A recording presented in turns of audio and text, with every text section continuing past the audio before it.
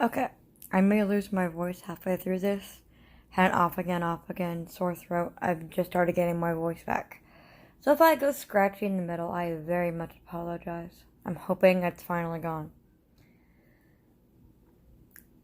It's my favorite time of year. It's supposed to be Halloween, followed by Thanksgiving, which means you get to be a fat pig, and it doesn't matter. Followed by Christmas, which means just awesome pretty lights everywhere. Don't mind my mess in the background. I've been sick. But something else happens around this time of year with the holidays. People lose hope. They're reminded of all the negative, the things they've lost, the things they don't have. They're looking at, oh my God, it's almost the end of the year, and all this bad crap has happened. I can't hold on to a job. I can't maintain a relationship. I can't get food. I can't do anything. I'm just this waste of space. As those that have been following my page know, I was homeless. I lived in my car. Before that, I was out of a job for 3 months almost. 2 months, 3 months, something like that. Almost lost the roof over my house. That would keep my kids safe. Managed to get a job, have a landlord that worked with me. Thought it was going good, and it spiraled down again. Lost custody of one kid before all that happened.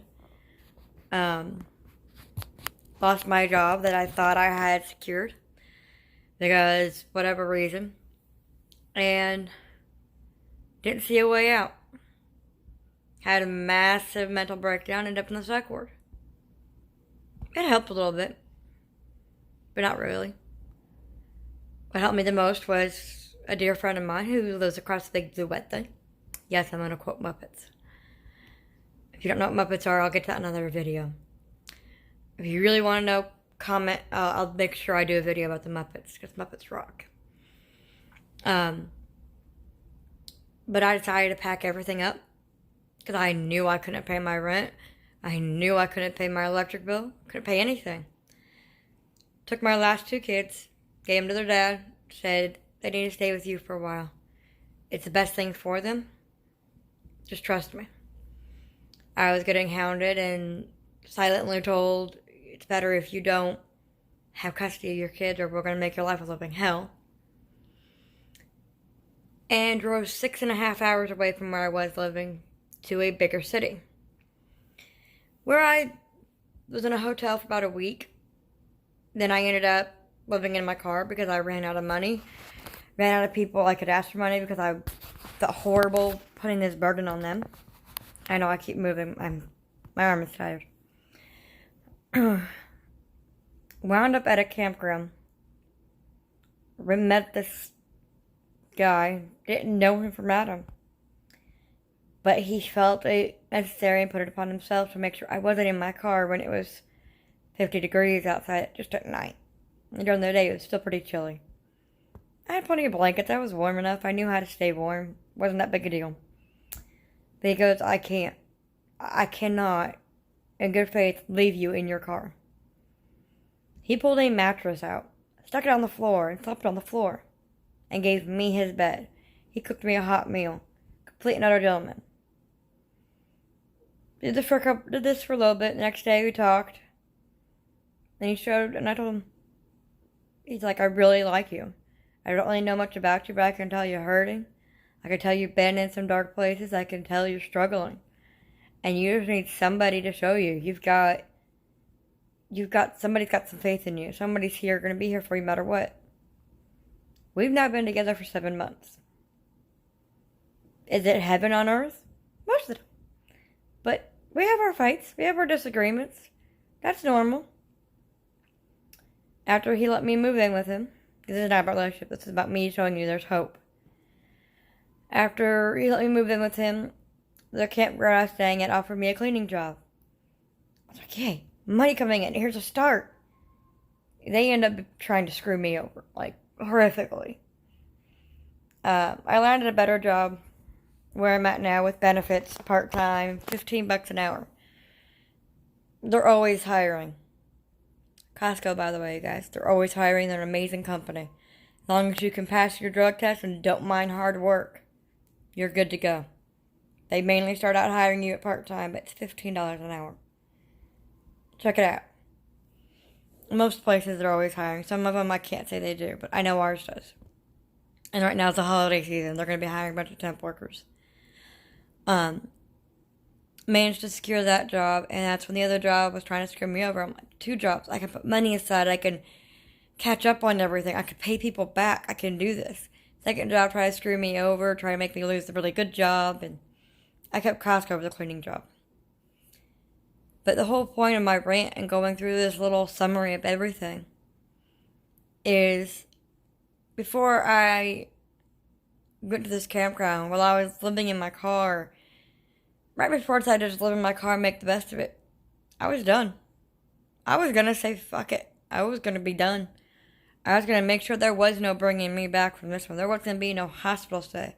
There was going to be a funeral service, goodbye to the world. I was done. No matter what, I was done.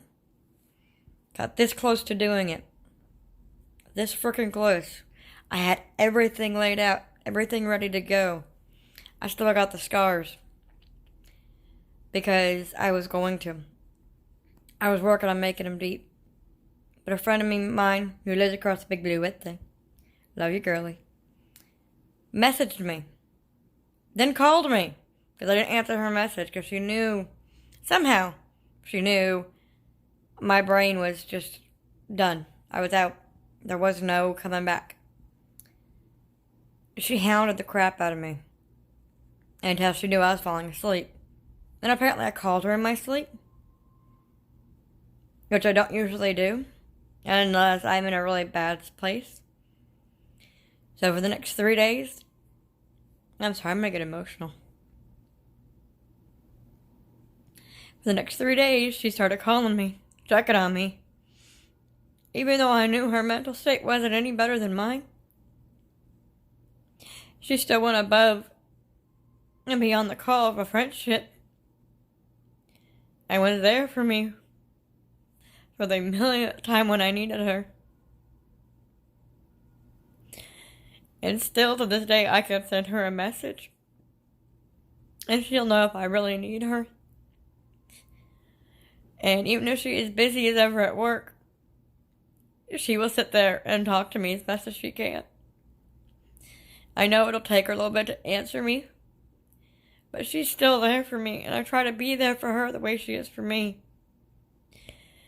There is never, ever a reason to give up. There's never a reason to stop fighting, because there's always somebody, whether you realize it or not, that's out there for you, that's willing to fight for you, that loves you, that cares about you, that wants you around. And if you can't see that because of how dark your place is, just focus on something smaller. Don't worry about a person or a job or food. Focus on waking up because there's a sunset in the morning. Or because you're going to have a glass of water to drink. Or because you still got one little thing. No matter what tiny little thing it is, that matters. So don't ever give up hope. I know these holidays are rough. It's going to be hard for me because it's my first holidays away from all 3 of my girls. And it's going to be really hard on me, and I'm going to do my best to not let it bring me down. But don't give up hope, anybody, okay? You're all amazing, and you're all wonderful. I love y'all.